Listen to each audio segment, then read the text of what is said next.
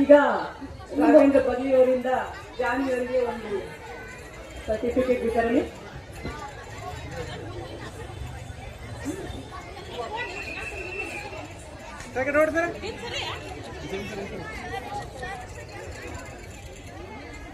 Thank you.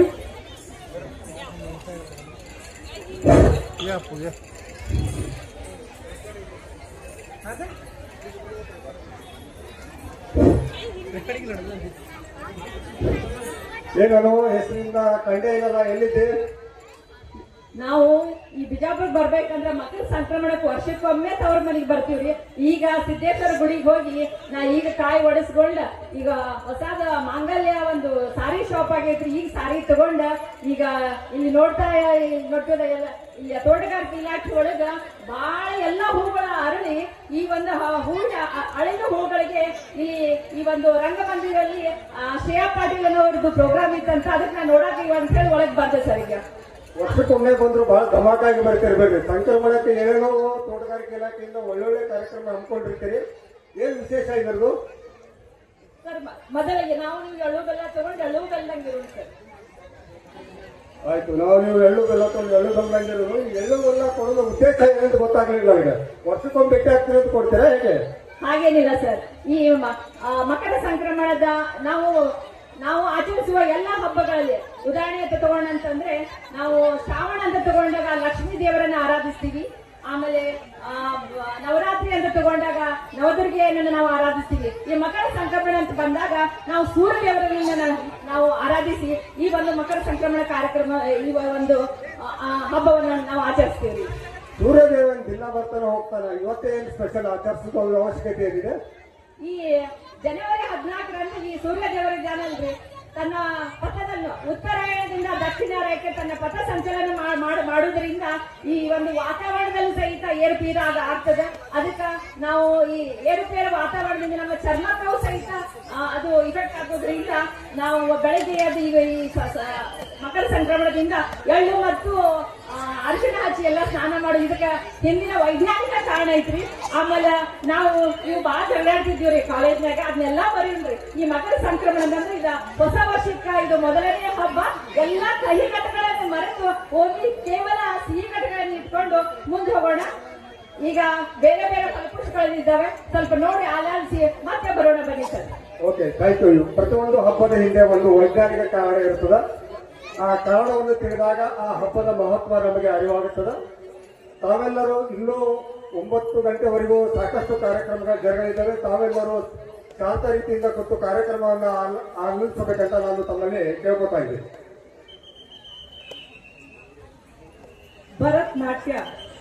ಭರತನಾಟ್ಯವು Bharat ಅತ್ಯಂತ ಹಳೆಯ ಮತ್ತು ಸುಂದರವಾದ ಶಾಸ್ತ್ರೀಯ ನೃತ್ಯ ಪ್ರಕಾರಗಳಲ್ಲಿ ಒಂದಾಗಿದೆ. ಇದು ಮುಖ್ಯವಾಗಿ ದಕ್ಷಿಣ ಭಾರತದಲ್ಲಿ, ವಿಶೇಷವಾಗಿ ತಮಿಳುನಾಡು ಮತ್ತು ಕರ್ನಾಟಕದಲ್ಲಿ ಬಹಳ ಪ್ರಸಿದ್ಧವಾಗಿದೆ.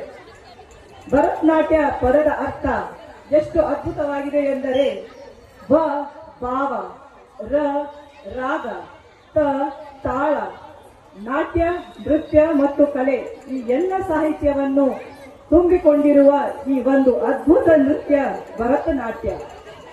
ಈಗ ನಾಟ್ಯ ನಮನ ತಂಡದವರಿಂದ ಒಂದು ಭರತನಾಟ್ಯ ನೃತ್ಯ.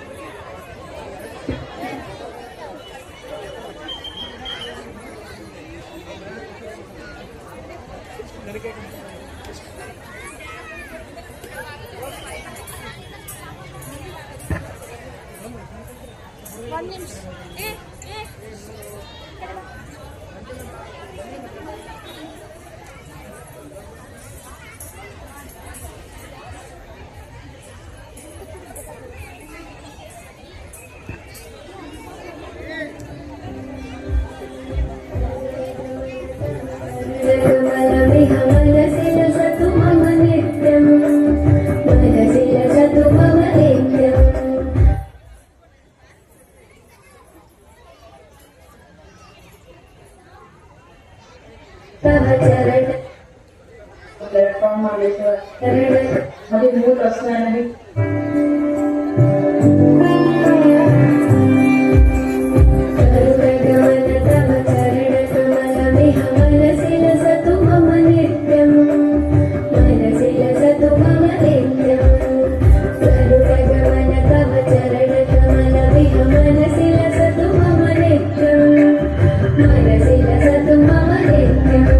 Mama,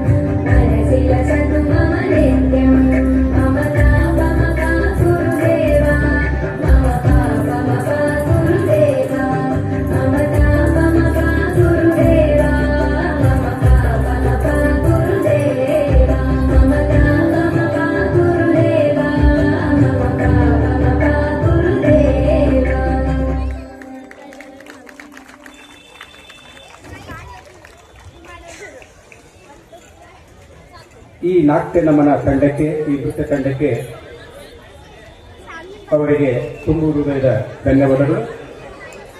ಈ ಒಂದು ನಾಟ್ಯ ನಮನ ತಂಡಕ್ಕೆ ಸಹಾಯಕ ತೋಟಗಾರಿಕಾ ನಿರ್ದೇಶಕರಾದ ಶ್ರೀ ಗುರುನಾಥ್ ಪಾಟೀಲ್ ರವರು ಆ ತಂಡಕ್ಕೆ ಪ್ರಮಾಣ ಪತ್ರವನ್ನು ಕೊಟ್ಟು ಅವರಿಗೆ